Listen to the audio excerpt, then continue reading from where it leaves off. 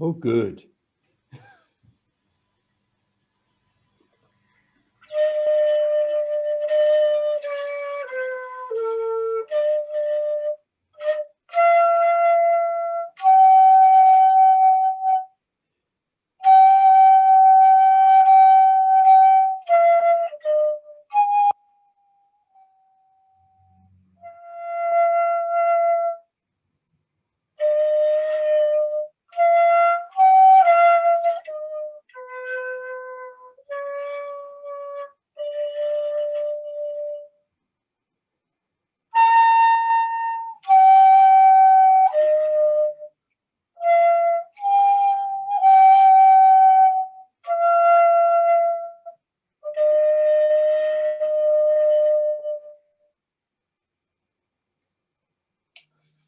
That may or may not be a familiar tune. The old To those 100th. listening, it doesn't matter.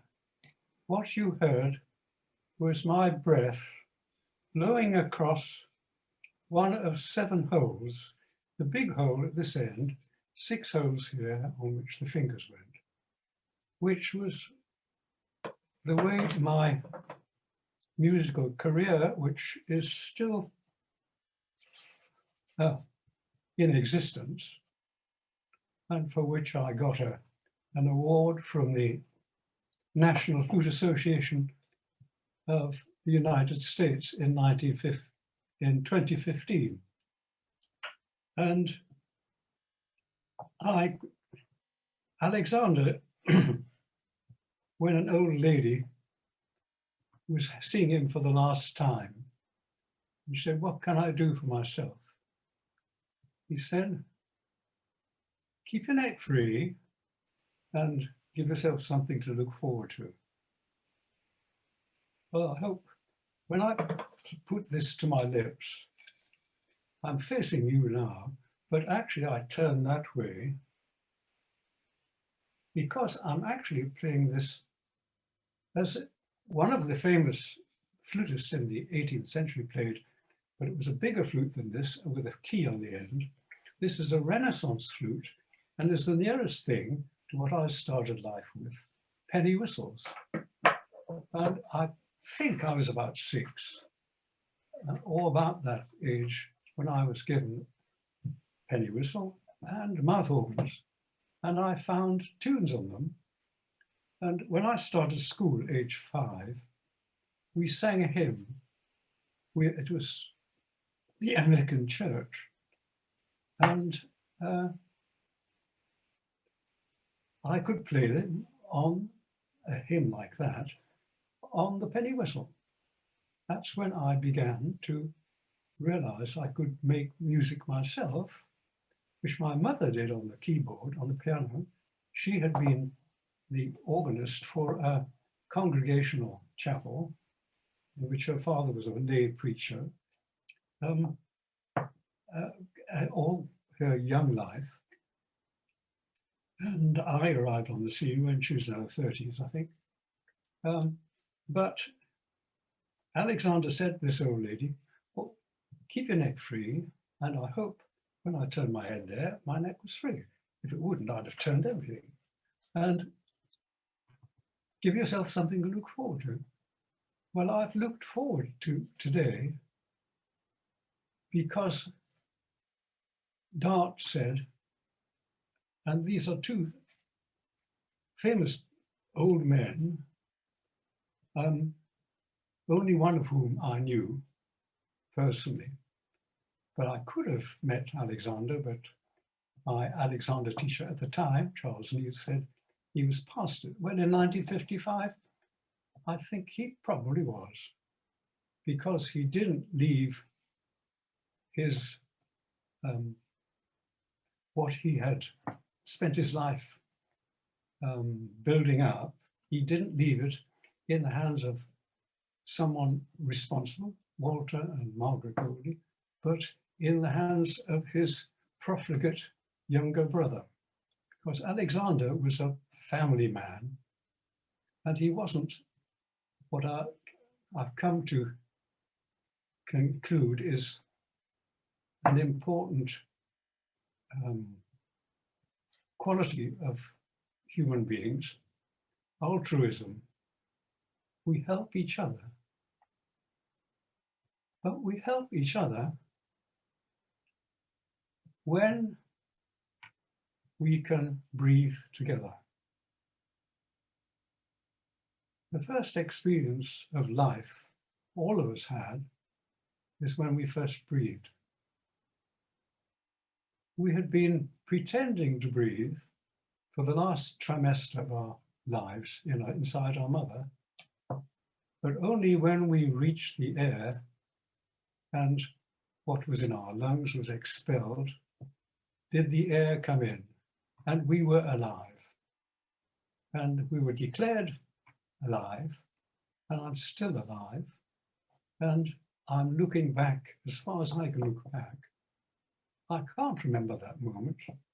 I know that for my mother it was difficult because I was a forceps birth, and she kept reminding me later in life for a variety of reasons, some of which may come out in my talk, but I've spent a lot of time thinking about this talk because since things have changed, as far as we are all concerned, if you're fortunate like me, you're sharing the air in a space with someone you love and care for, and reciprocates by the same for you.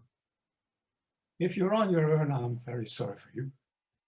And all you can do is contact the movement of the air, which doesn't go through your lungs, but goes through your ears, like we are now. So if any of you are alone, you have my sympathy. Can't think of anything worse, but yes and no. Because as Dart said, you can only look forward as far as you can look back. Well, I doubt if any of you can look back 92 years, but in 3 months' time, I will. My wife already looks back 92 years.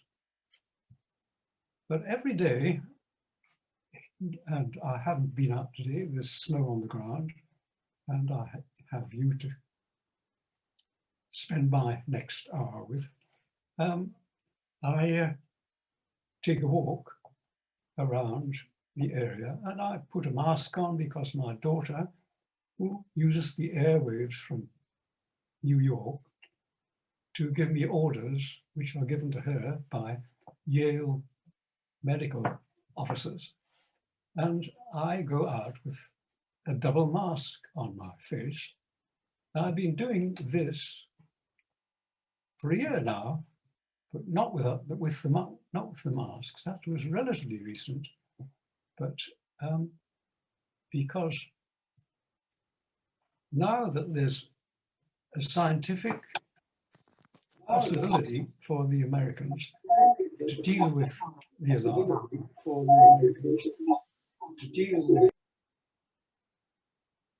I'm sorry, can I stop if you need me to? No, it was somebody with their sound on. I fixed it, Alex. There's one of my daughter's advisors who was at Yale 20 years ago with her, and he works for the World Health. He said if the United States had certain face masks when this whole thing began, and that everyone had worn one for a month, the problem would have changed, would have almost disappeared. But because we don't accept that we all belong to each other in this world, because we breathe the same air. And sharing the air, which is what we're not allowed to do now. There was a book just appeared, and I hope to have it. I sent for it a month ago from Amazon, but was only published in America, which emphasized the story. A German physician in America measured the distance in which droplets traveled between people talking to one another. And he really found roughly what we're told we ought to avoid, which is to keep a certain distance apart from people we don't know, whose droplets are not familiar to us. And that's where we are now. But when it started, it was before the flu epidemic after the First War. And the disaster that occurred was because they didn't know that. And beginning the First War, he discovered this in testing TB patients. And my uncle died in 1947, 7 of TB. I visited him because I just got back from South Africa, where I'd been at school. And he was in an open air clinic, living and breathing out of doors because that was considered the only cure for TB. Well, we know that Alexander in 1904 had a successful way of changing the breathing pattern of people who were consumptive in a way which favored their recovery. It was the only thing they had. Shortly after my uncle died, penicillin was discovered, and there were drugs which prevented seriousness of TB at the time. I don't know whether they still do, but whatever, what happens when we breathe is preordained, as my friend Raymond Dart said. It's all in the head, the cranial nerves. And to play the flute, you use one of the earliest reactions that you have, which is the second thing you need when you're born is you need a mother, but you come out of your mother and your first nerve, the olfactory, as a baby, smells your mother as yourself, and the mother smells you as herself. It's the olfactory nerve. The second nerve is a very sensitive area that responds to light. And we know where the light's coming from. And in a way, that's where the air is. And trees know that too. And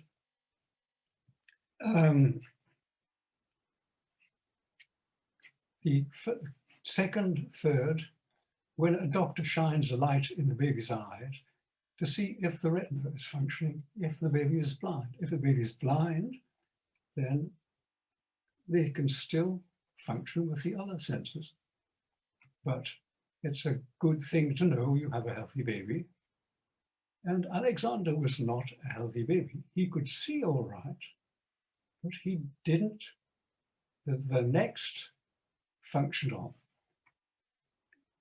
cranial nerve is the trigeminal nerve, which is the area of the mouth and face, anything that touches your mouth. And if you're normal, and we've seen pictures of intrauterine babies in the third trimester sucking their thumbs. Well, everything that goes into sucking your thumb is connected to your 12 cranial nerves.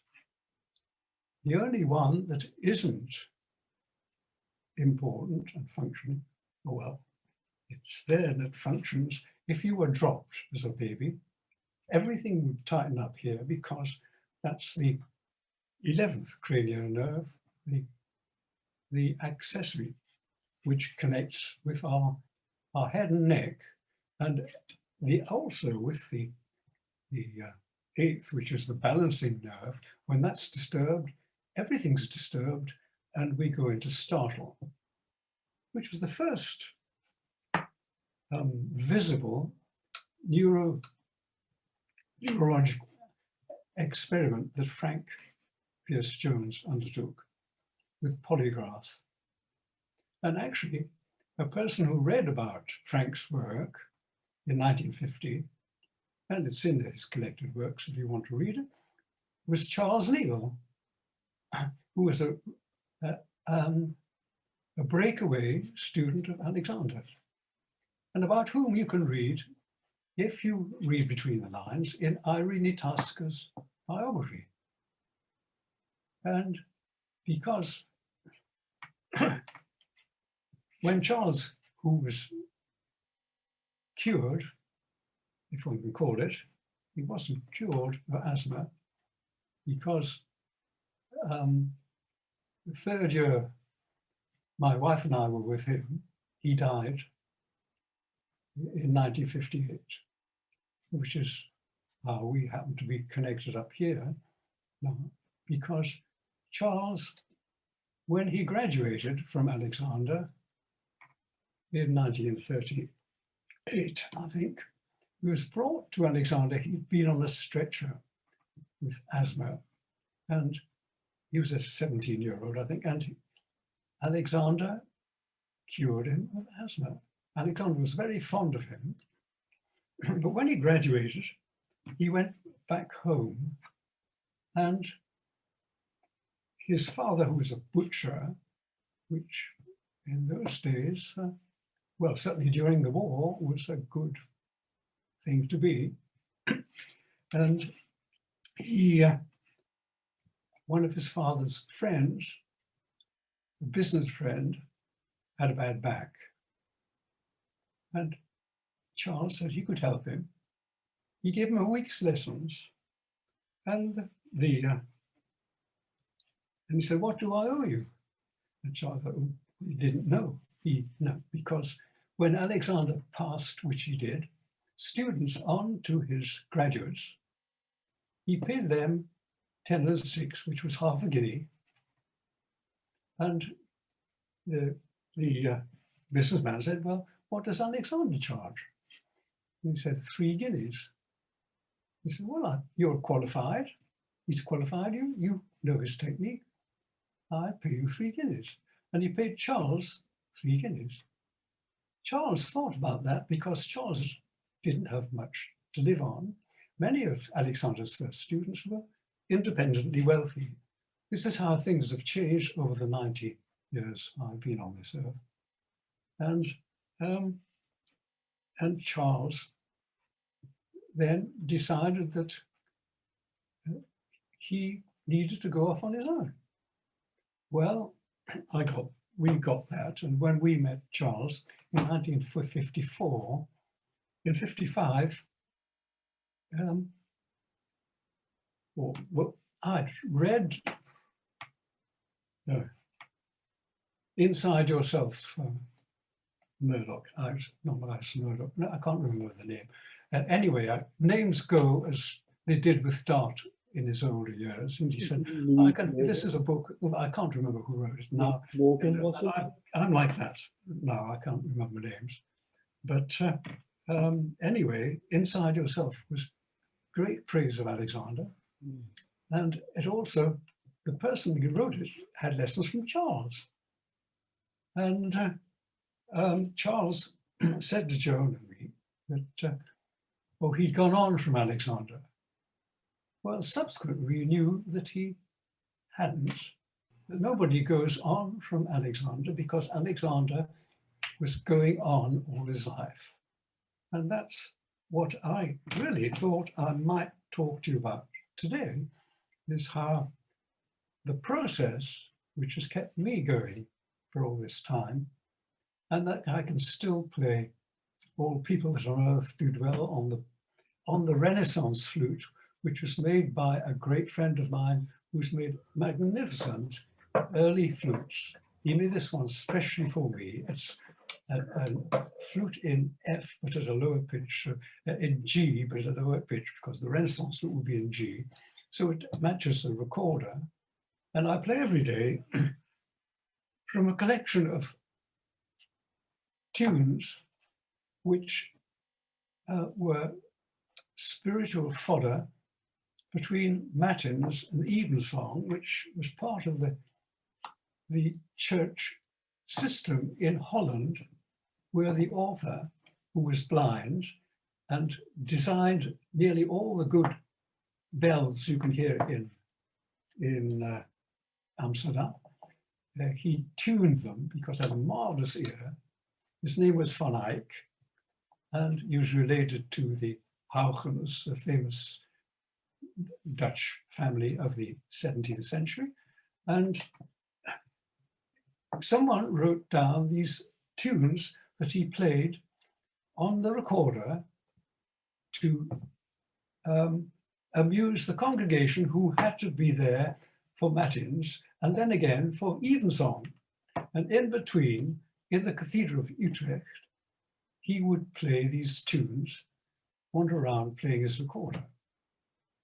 And the collection, the 300 odd thing, and I play the one with variations daily, just to take me back there.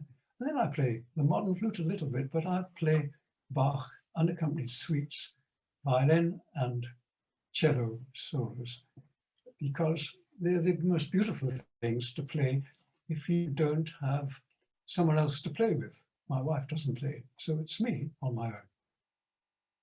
But I do know that when you have a friend who plays the flute, in my case, and you play with them,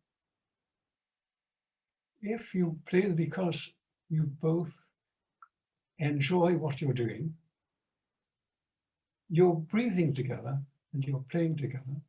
And for 10 years, I played with a very talented musician. She's teaching in Urbana, in Illinois now. But she came to me when I'd retired, and she had graduated, but had a small child and was at home, because she wanted to play the Baroque flute, which was one of my hobbies. And the person who made this, he made 100 different Baroque flutes and early flutes. He was a nuclear physicist at the university and an amateur musician. We met for 30 years every Saturday and played quartets on early instruments, which he had made pairs of, with harpsichord, and his wife, who was a gamba player. These are friends, these are people I love to think about as I walk around. And I think about my friends, I think the ones I left behind, the ones I've seen recently, they don't always come back, but what comes back is my earliest memories. And my earliest memories of playing instruments was I used to play tunes. I could play anything with my right hand on the piano that I heard. And I had a sort of 3-note chord sequence in the left hand I could play if they were major. And then I discovered the Volga Boatman, which was in a minor key, and I could play that. And my mother played and sang the piano. And someone gave me a mouth organ, a singer who came and played, sang with my mother. My father, who was a Freemason, used to have meetings in the house. And that was some of the earliest instrumental music I played was mouth organ.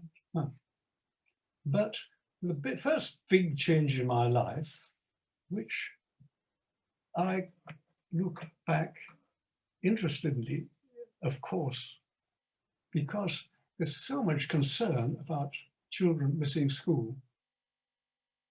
Well, in 1939, when the war began, the school I was at, and I just passed what was called the 11 plus exam. Well, I was pushing 11. And I was number 2 in the town, which was of 100 people who were in for it, which showed that I knew I could read. I'd read everything in the house by then, which included the children's encyclopedia and various things. And I'd been playing the penny whistle. All the hymns we sang at school, I'd come home and play, and my mother would play them on the piano. But when the war came, they closed the school. And we'd be thinking, because the town was full of RAF personnel flying barrage balloons, because on the River Tyne we were a target for German bombers. And the bombers couldn't come down low with these high-flying dirigibles, you know, whatever they call them, barrage balloons run by the Air Force. And as schools were closed, my grandmother, who lived in Northumberland, near a small town called Bellingham, but in a hamlet of 6 houses and a farm, she got her grandchildren staying with her, which was me and my sister, and we tried to get into the Bellingham local school. But my age group couldn't be accepted. They couldn't get in there. We were evacuees, which you can read about if you're interested. But I couldn't get there, so I went back to South Shields. And after several months, much longer, I think, I started going part-time to school. The same school, shared morning, another school in the afternoon, because that was the way they could use the air raid shelters. And there were bombs when I was there. But my parents were given the opportunity to send us, my sister and I. Sister was 2 years older. She died last year, 92. And she didn't want to go. I thought, oh, going to South Africa, marvelous. I'd see all these lions and tigers and black people and all the rest of it, all the things I thought were so marvelous in my limited education up to the point. But as I never cease thinking of Mark Twain, who said he never let his schooling interfere with his education. And I've really spent my life trying to educate myself, and which is the process I'm still involved in. And I hope you are all in the same process. I know you're all interested in somebody who never stopped thinking about what he was about, what his life was, and what he was doing. But as I say, for a long time, I thought, like so many people, Alexander could do no wrong, and he was a model. But when I met Frank Pierce Jones and read what he was doing and his relationship with Alexander, which was close with the Alexanders, and he had no illusions, but he realized the value of what Alexander knew and was able to do. But Frank was an altruist. If you don't believe it, read The Mechanism for Change.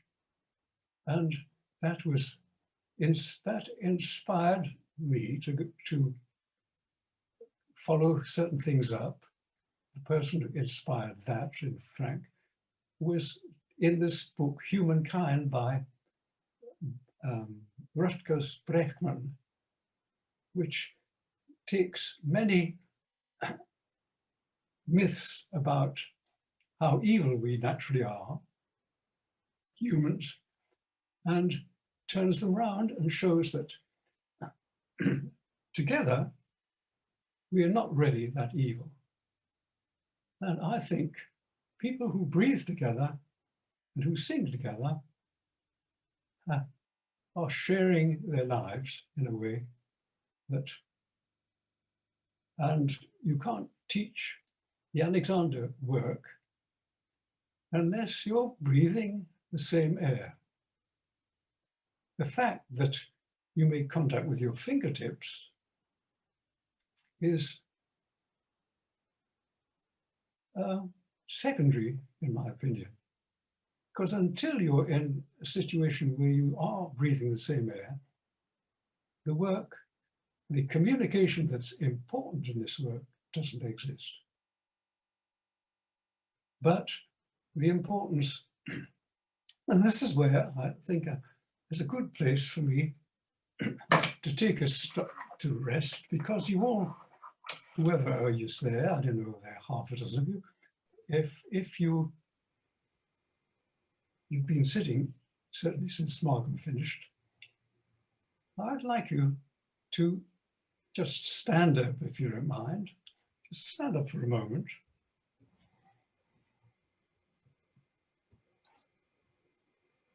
If you can, if you may not have room here, of course.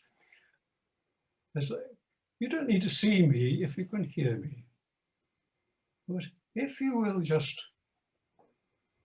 bring, looking straight forward at your own height, and if you bring your thumbs to your mouth, as it were, and then lower your hands till you're on your collarbone, till they're on the collarbone, and then slide them down until you get as far down your rib cage as you can without any distortion.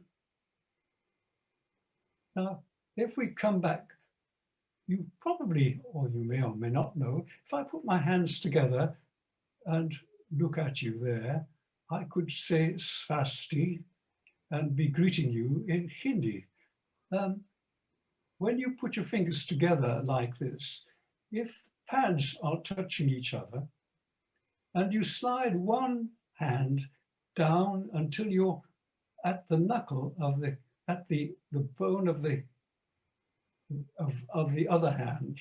So in my case, I have my left hand moving down my right hand.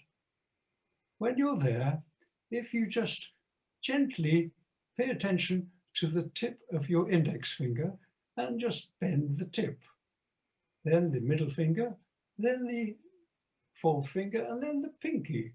You can leave your fingers where they are in contact and just move the last tip. Well, if you move, slide your hand the other way, and if you are on your right hand, you are now, the left hand is lower, but my right hand is lower. Do the same thing with the other hand, and you'll notice you can move the top joint. Well, when you're there and you put your top joints together, the slightest pressure from there will tell you you're pressing. Well, if you repeat, come to your shoulder blades, slide down until you're at the lowest point in your ribs that you can feel with the tips of your fingers. Now, if you just look quietly ahead, clear your minds of thought if you can, and notice the movement that's there. And you notice there's a movement in and out of the thorax. When the thorax is in, the breath is out. And reverse, when it's in, that moves the thorax moves the other way, and then it's going to turn around and go out. It's a circular movement, it never stops. And if you're not doing it, it's doing itself. Now, if you notice when it's out and about to come in, and just think, 1.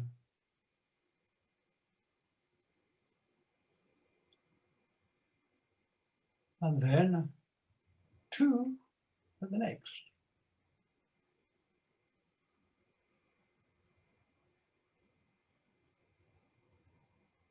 3.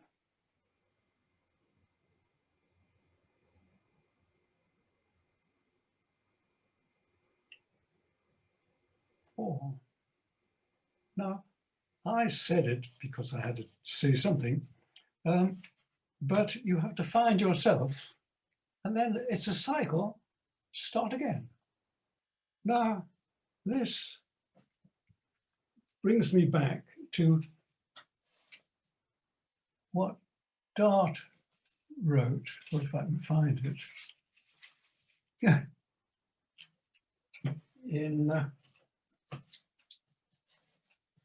Before he knew Alexander, in Skill and Poise.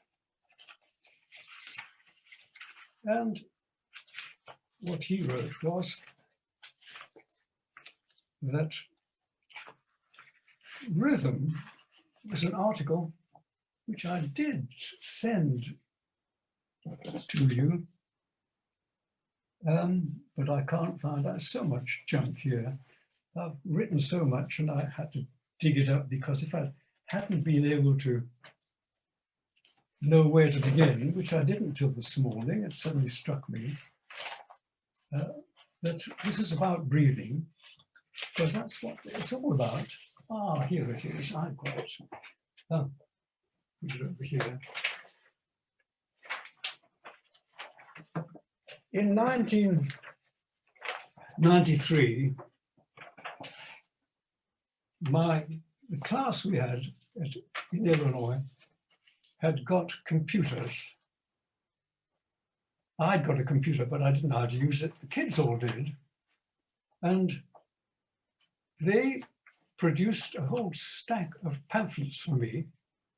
The early writings of Alexander. I dug out a lot of his early writings in newspapers and what have you, with the help of Jeroen Staring, with whom I was corresponding.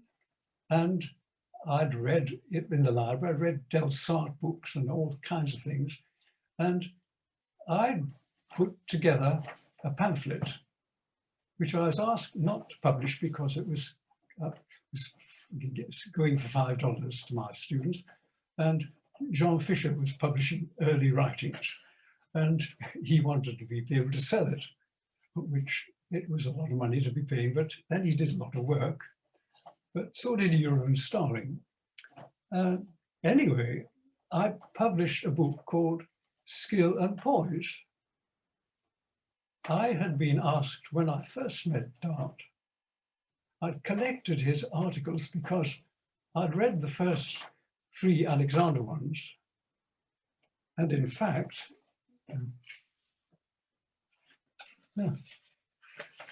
I wrote, this is what I wrote after that. And that is a tribute to FM 1970, when Dart gave his talk. When Dart gave the Alexander Memorial Lecture, Walter commented, most of the talk was over the heads of teachers in attendance. If you have a copy of the lecture in Skill and Poise, then I recommend you read page 3349. Ask yourself if it's over your head too. The lecture was originally written as a preface to a proposed anthology of Alexander's writings, to be edited by Frank Pierce Jones, published by Michigan State Press for the 1969 anniversary of Alexander's birth. Dart was full of renewed enthusiasm for the technique.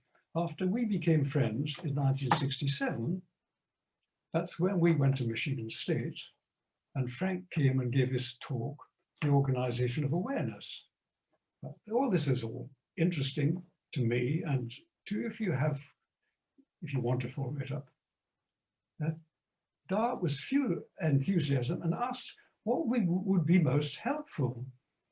If he was putting in an anniversary, an edition, a preface, I suggested if he were to put the technique in the context of his own knowledge of physiology and anatomy, he'd be doing a great service, if not to the Alexander community, at least to Joan and me. What he subsequently wrote, and you can read for yourselves, I did my best to understand with the good fortune for several years of Dart's patient explanation to clear up difficulties. And this is when we were, I wrote this when we were having a Dart refresher. And some of the diagrams he drew in pencil on his legal pad were transformed and appeared in the Stat edition of Skill and Poise, transformed again. However, it was many years later, the simplicity of Dart's conception of human potential and evolutionary background became apparent. His appreciation of Alexander's remarkable skill and gift to us all parallels that of another great verbal communicator, John Dewey, the link between us. parallel as that of another great verbal communicator, John Dewey, the link between through Irene Tasker and her devotion, the Alexander technique. She told me that Dewey was very important for the technique. And of course, we owe Dart to Irene. Well,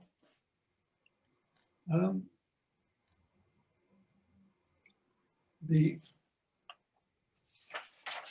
articles which didn't appear in Jean Fischer's, because he didn't think this was of concern to the Alexander community, these were in the Stat, privately published. I published 100 copies of this edition, and it had, and I asked Peter to make it available on the web for you, but the first one was the Human Monthly Cycle, in which Dart was telling his students, it was written for the student journal, that it's pretty obvious to the ladies that at a certain age, things happen every month, or roughly. But if, like my wife, if you're dancing a lot, they don't necessarily. And, Dart said that with his students, mostly male, there is a rhythm if you just care to notice it. Nocturnal emissions he talked about. But what he was talking about as well is that there's rhythm in life, there's rhythm in the world, and rhythm, this is his opening sentence. Rhythm is the soul of walking, running, dancing, every sport. It is the essence of speech, oratory, ritual, singing and music. It's the objective of every art, whether vocal, corporeal, manual, pedal, or mental. Football too. Equally inevitable are the ultimate rhythms of economics, politics, religion, morals, philosophy, history, and science. Now, this sort of thinking was totally new to me when I started reading Dart, but what I'd read in his Alexander articles, he gave some simple instructions based on the difference between a normal childhood development and what we all go through in becoming upright. And how this tied up with me was because it's very hard not to be disjointed here. And what I did mean to do with you all was to introduce you to Rachel Zahn's basic psychophysical exercise, which when you have your hands here and you count 1, 2, 3, 4, and you find that rhythm, that's the rhythm of your breathing at the moment there. And if you're just thinking 1, 2, 3, 4, you can't remember when you started counting. I can't, but I probably learned from my sister being 2 years older. I might have learned it 2 or 3, 1, 2, buckle my shoe, various things. But counting is what has brought us here today. You know, you've all got passwords and all the rest of it. That's counting. And as I started my last talk here, nothing but death and taxes can we be sure of. Well, taxes is a matter of counting. And in medieval times, when the church was important in the country I was brought up in,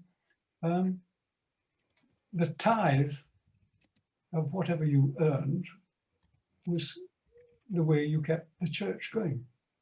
But the community, which is where people sang and breathed together, was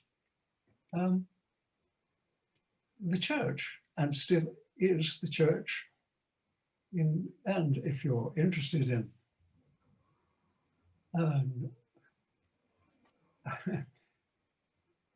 a Christian,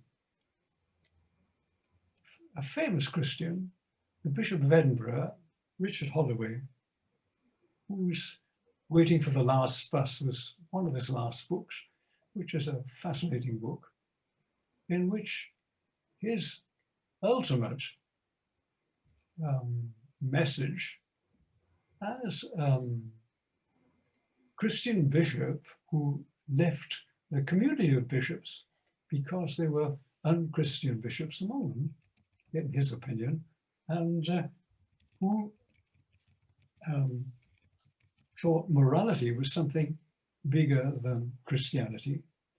And Godless Morality was a book he wrote and disturbed some of his congregation because people, as Alexander said, belief is a matter of customary muscle tension. And if you hang on to yourself, you hang on to your beliefs. If you're open-minded, like my first philosophic instruction was given by a man called R.S. Peters, who became a famous educator in England, professor of education. But he'd been a pacifist during the war, and he was teaching at Morley College when I was first at Royal College Music. When I came back from being in South Africa from my youth, from 11 to 16, he was teaching at Birkbeck College and taught at Morley College. And I joined the philosophy class because what I was learning at college seemed to be so restricted, so limited. It was limited to the flute. And I went to the Royal College when I was 17. And my first term there, I became an ARCM, which was the degree that you could get there at that time. There was nothing left to do there, really, except to get experience playing in orchestras and things. And I was very lucky. I had to go into the Air Force, and thereby was another tale, which, when I look back on my life, as I do every day when I'm walking, I realize how wrong I've been about so many things, and how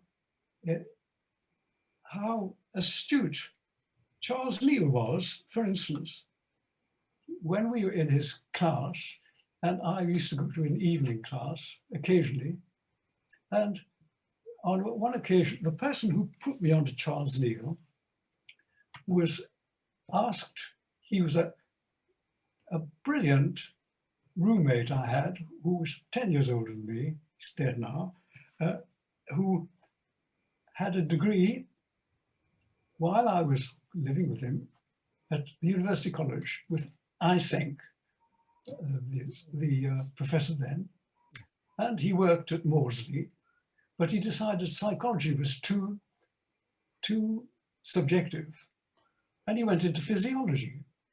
And he took a degree with Barcroft, who was Sherrington's successor at St. Thomas's, and he was a psychophysiologist. But he had something called spondylitis, I won't go into that, and he was unable to tie his shoelaces, he couldn't bend down. But Charles Neal got the equipment, a polygraph or whatever, that Frank had used for his first experiment when Charles heard about it, read about it. And Charles wanted to do the same thing, which shows where Charles's thought was. He wanted to move on, as it were, from Alexander, but he didn't know how to work it because he wasn't trained in that way. He'd gone as a schoolboy to Alexander. And like the rest of us, he was self-educated. And, or if you're school educated, well, that's your schooling. It interferes with your education, as Mark Twain said. But anyway, so Jim, my friend, said, I think you'd find he would help you with your breathing. Well, I was having bronchitis problems because I was in the orchestra of Covent Garden, and during the war it had been a dance hall, and everything had moved from Covent Garden, all the scenery, somewhere in the East End, into a warehouse. And it was brought in every day while we were rehearsing in the mornings for the opera in the evening. And the doors were open at the side and dust would blow in. And one day there was a whole lot of cabbages went bad outside, and that was terrible. But I used to get coughs, bronchitis. I'd take a jar of honey in with me to the play and suck honey in between playing to stop me coughing. And Charles said, I think, no, Jim said, I think Charles Lee might help you. Well, what I learned from him was I was trying too hard with everything. But he asked me to stand up and sit down or something, whatever. And then he said, what do you notice? You know, this was one of his ways of teaching, you might say, in his group. And there were some comments, but nobody really had anything useful. And they said, well, what? He said, well, here's a young man who's trying to be right. But I think looking back, of course I was. And I was trying to be right. And I realized, looking back, I had a nervous breakdown before I started work, before I got a scholarship to Paris. That's another long, interesting story. And the friends who got that for me, two famous musicians, one, Bob Fischer Dart and Howard Ferguson, wrote me a beautiful recommendations for a scholarship to France, which I got thanks to them. And there were people I knew through another roommate of mine who was a gay friend of mine from childhood. When I was 13, I played in the University Orchestra in Johannesburg on the flute. I'd started to play the flute instead of the penny whistle when I went to Cape Town, my first year in South Africa in 1940, and had a teacher who told my wife many years later, when he was playing as an extra in the London Symphony, that he thought there's nothing to this teaching. You tell them what to do, and they go away and do it. Well, that's how I learned music and the flute, because the flute was which he lent me, one he'd had as a child, was just a glorified penny whistle that could play in any key instead of having to be in one key. And I played all the tunes I knew, but he gave me a simple method which had little duets in, and he and I played these. At the end of the year, I was in a program, the Cape Town Orchestra in the town hall, and I played the Mozart and Dante. And when I look back over the years, I realized he never said a word about breathing. But then Mozart says it all. Just as if you sing the song, all people that on earth do dwell, you don't have to think, when do I breathe? Pim, pim, bum, bum, bum, pim, pim, bum, pim, pim, doo, doo, doo, doo, doo. The breath comes then. And that's how these tunes are. And with Mozart, if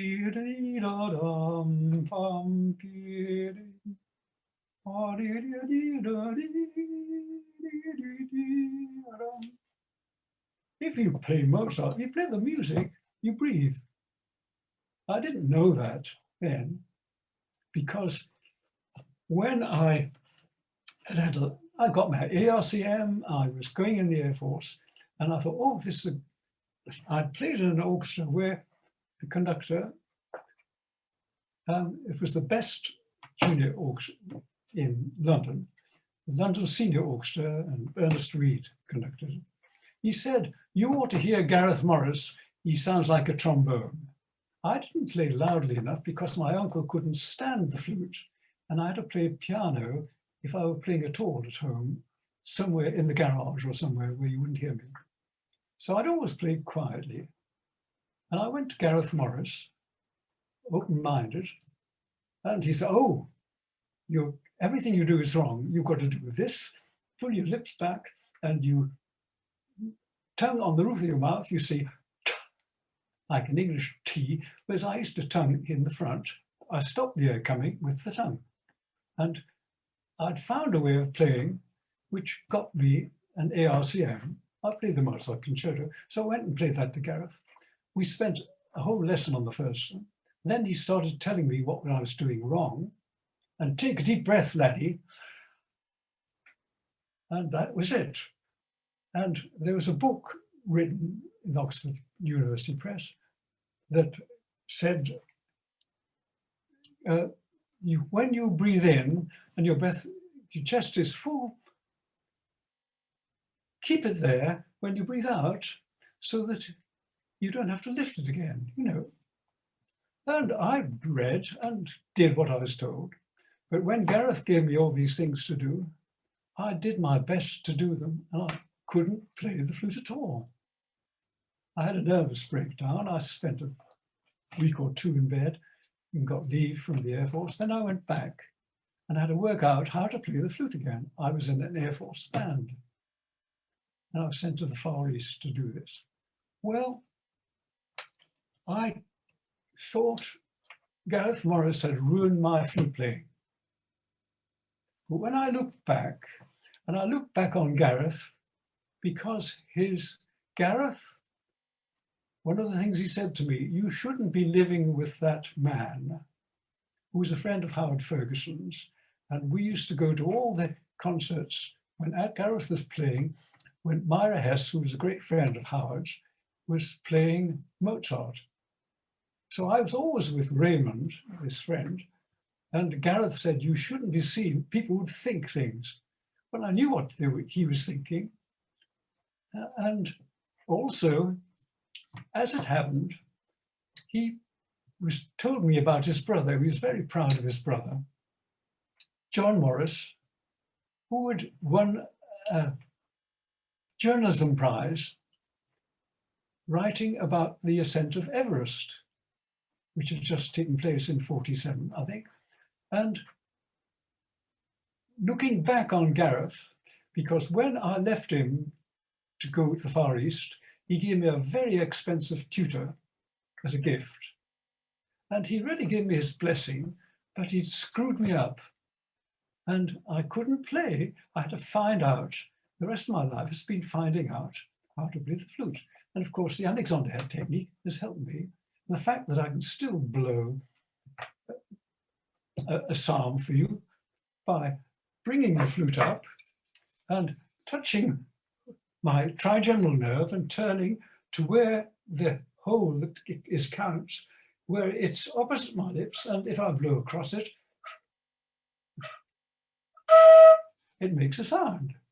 And to do that, I don't have to, what I was doing with Gareth, I did this, I pulled myself up here and pulled this, I did all kinds of things which are no use at all. Well, Charles helped me get rid of that, but he didn't give me any ideas on breathing, except that I learned to play a phrase when I was practicing, play a phrase and wait for the breath to come back. Don't breathe. And that had an effect. And if you ever come across the book I wrote was published in 2015, Alexander's Way, which has a little bit on my way at the end, you find that my breathing has been my way, but a judge of playing the flute is just breathing out over a hole at the right time when your breath's in. You don't breathe out when your breath's out. And if you don't know when your breath's in and out, you don't know the first thing about yourself. And if you're sharing the air with someone else, that's about all you can do. And our current life, in which my wife and I share sound, but not the breath, we share fingertips with other people indirectly, because we call couples at 4 o'clock Greenwich time, all over the world, including Rio and Buenos Aires, Edinburgh, and we call Edinburgh in the morning because in the evening we're in LA, Los Angeles, we're different parts of America. But every day at 4 o'clock, we give shape to the day by Zooming friends from among the 130 odd graduates we have, but two particular friends. They're all particular friends, but these two happen to be in our last course for 6 years because both of them became doctors of music and were at the university simultaneously. And when I was retired from teaching the flute and was only in class, but one of them's a harpist, and definitely my final public performance was with a very good friend. And I want to close with a quote from him that came 2 days ago, but I'll find it and read it. I'll have to dig around. But before I do that, I want to say the two friends who live in Chicago now, they're locked down together. One is a harpist, one is a pianist and jazz composer, and has a DMA in this. And he is also a teacher at the Western Illinois University, which you can get to from Chicago. And because he plays in a little group, they stay apart. They can make music together without breathing on each other. But he and his wife are together, and they were our first people to visit because they'd been with us for 6 years until we had both had an unfortunate accident. I had a week before New Year in beginning of 2018. My wife on New Year's Eve fell carrying laundry downstairs to the basement and broke her right leg. But we came to England, to our house here in Blackheath, in the end of that year, after 3 months of rehabilitation for my wife, and we finished our training course and we came back in November. My daughter pushed us here. She wanted us to live here and not there. Well, that's another story, but it's not yours. That these two students were very good. I'd started with the harpist because my last performance was in something called the Tao of Bach, in which I played an unaccompanied Bach partita, which requires a lot of stamina because you're playing all the time for 15 minutes. And I'd played this frequently in the past for the past 40 years with a neighbor of mine, a famous celebrity. He was a film star at one time because he was a Chinese American. No, he's Chinese. Born in Taiwan. His parents were both Chiang Kai-shek generals, mother and father.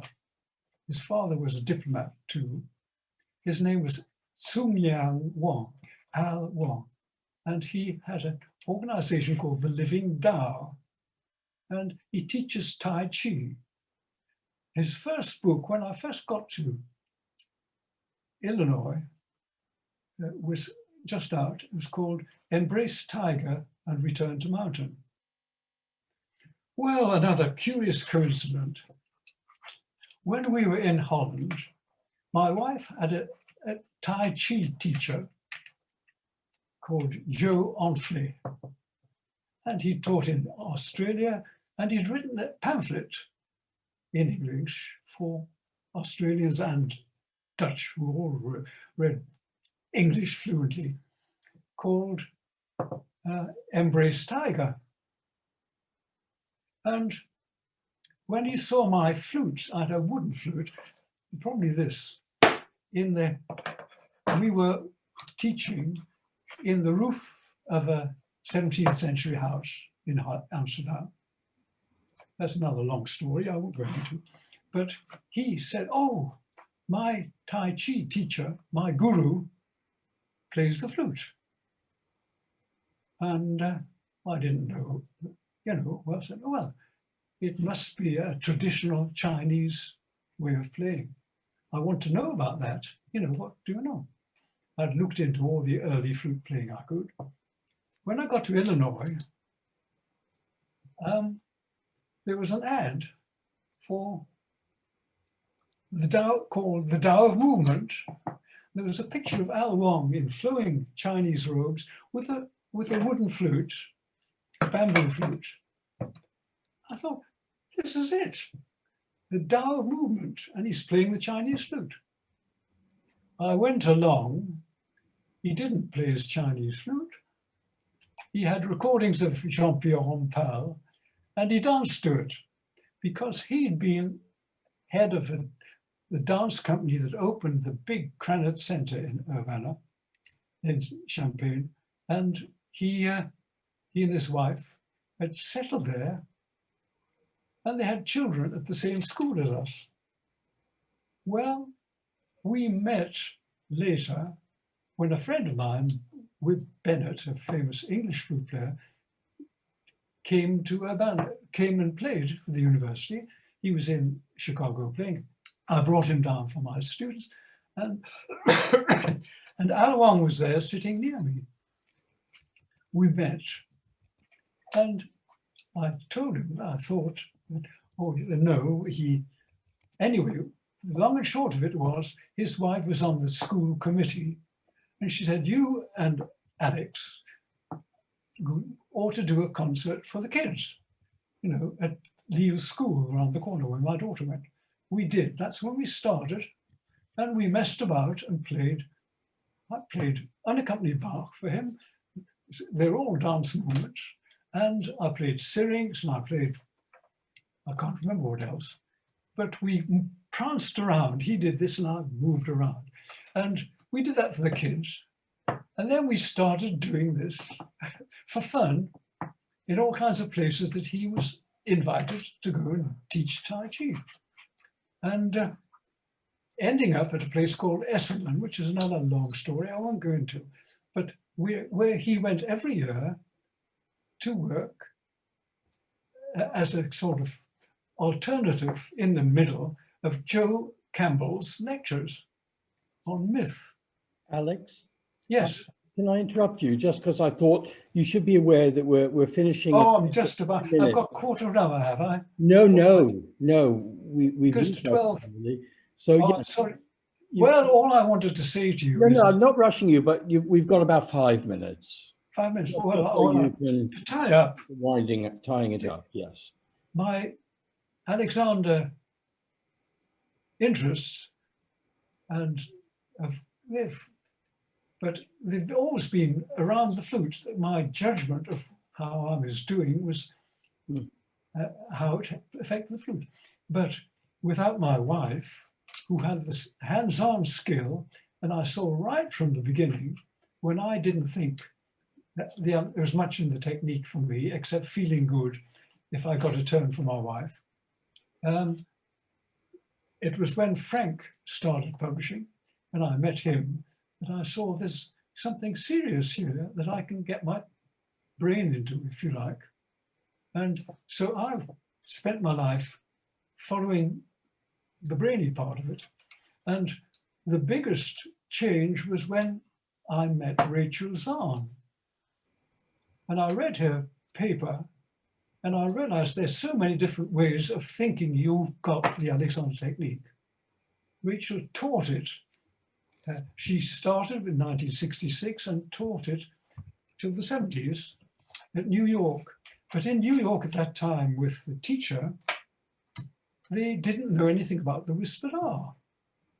So in other words, the Alexander technique wasn't about full chest breathing. It was about lying down and letting go. Well, lying down and letting go is a vital part of helping people learn to do nothing. But if you can take Rachel's, the beginning of her 2004 lecture, and take it seriously and experiment with it, find your own rhythm and the cycle of it. And when in doubt, I thought I had so much time today that I've got so much that I could have read if I was going to be stuck for something. But well, when I woke up this morning, I thought, no, I'm just going to say, what we all share is the air.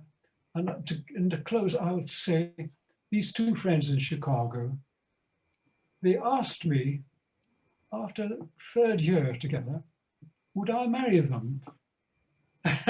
So I became a minister of the Universal Church or something, paid $50 and got a card. And I wonder, what the hell am I going to do? But what I did, we were in the park. They had 40 odd people there. And I said, well, what I'd like you all to do is just gently breathe out and listen to the air coming out and do a whispered R. Just all of you there, just go, ah. And then I said, I want to divide you into two, one on this side and one on this side. And I said, I'd like you, ones on this side, to say Claire in a whisper, Claire. And the ones on this side to say Whitney, Whitney.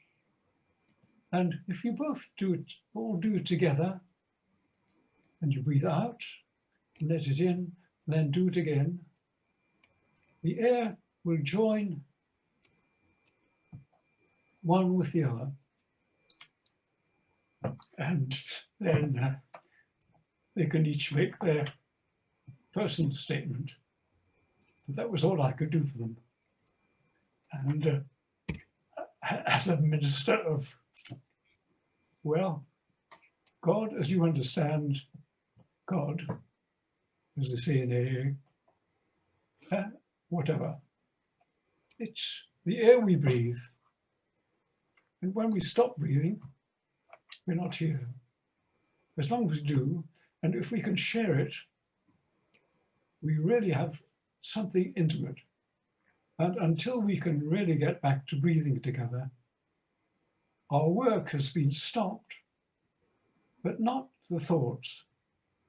And looking back, we can look back, and I don't suppose I've got time. It's a finish. If I can find it now. Yes, oh, here we are. This is a message I got 2 days ago from Tsung Lang, my friend Al Wong, who was told when he was traveling to take the Dalai Lama's place at an ecumenical conference in India many years ago, the person he was driving, sitting next to him in the plane, so he asked his name and he said, Al Wong. He said, well, it's like Al Capone. Well, he said, you've got a name, Tsung Lang, yes. So he used his name, Tsung Lang, Al Tsung Lang. He's Al to me all my time, my 40 years. And this is the message for his weenies on his Zoom. Chinese New Lunar Year 4/17/19 of Golden Ox is commencing on February the 12th. That's tomorrow. So we've got something to look forward to tomorrow. We will find inspiration in the steadfast work of ethics of the ox to plough ahead after experiencing 2020, one of the most challenging years in recent history, and still struggling with survival and recovery. We should also learn from and find comfort in the Tao philosophy, through Zhangzu's fable of how Kuk Ding dissected an ox by following the least resistance through the open spaces to come through difficulties with ease and flow. This is also a special year for me, Al, approaching 7 cycles of 12 Chinese zodiacs, arriving this summer at age 84. That's my friend, he's younger than me. My father was also an ox, who was 3 cycles ahead, as well as my adopted uncle, mentor, John Blofeld, another ox, 2 cycles ahead. May we all plough ahead, that's the ox, the year of the ox, easily and joyfully on the watercourse way of Tao in the coming year. The Watercourse Way was a book by Alan Watts, and Al wrote at Essendon. Al wrote the preface, and Alan Watts wrote the preface to Al's Embrace Tiger, Return to Mountain. And we've been together since roughly that time, and he is a very good friend, but there's so many good friends I can look back on, and I can't really look forward to them, but that's it. And you must all be in the same situation, regardless of where you are in your process. And if it weren't for Alexander, we wouldn't be here. I wouldn't be using the airwaves. But because of Alexander, at some time in the future, I hope anyone who would like to come and visit will breathe the same air as my wife and experience her consummate skill, which was present from the beginning, and what little I understand of where I currently am. But the best advice I can give to you is take Rachel's pause and digest 2 minutes of finding your rhythm, finding what's being done to you that you aren't doing. That's a good spot, Alex. Can I wind you up there? Can I stop you there? Please do. Oh, yeah. Thank you so much. You need not be at all concerned. I think that people will be queuing up to go to you and Joan for lessons when we're all released from our bondage. And I think many of you have already planned to do so, and I think quite a few of you already have. Malcolm and I, as many of you know, are regulars. So, yes, indeed. Well, I'm looking forward to Malcolm's next visit. It's through Rachel that we met Neil, and through Malcolm that I've made contact with a very early friend. Was a good friend at one time, his sister-in-law. So Alex, thank you so much for visiting us and for contributing so much. It's been a pleasure. It gave me something to look forward to. Oh, good. I've sent people the link to the Rachel Zahn article, and I'll be in touch with you later today. Thank you. Thank you again, Alex. Well, thank you all for being here. Thank you, Alex. That was wonderful. Yeah. Thank you very much. Thank you. Thank you. Thank you. Thank you. Brilliant. Thank you.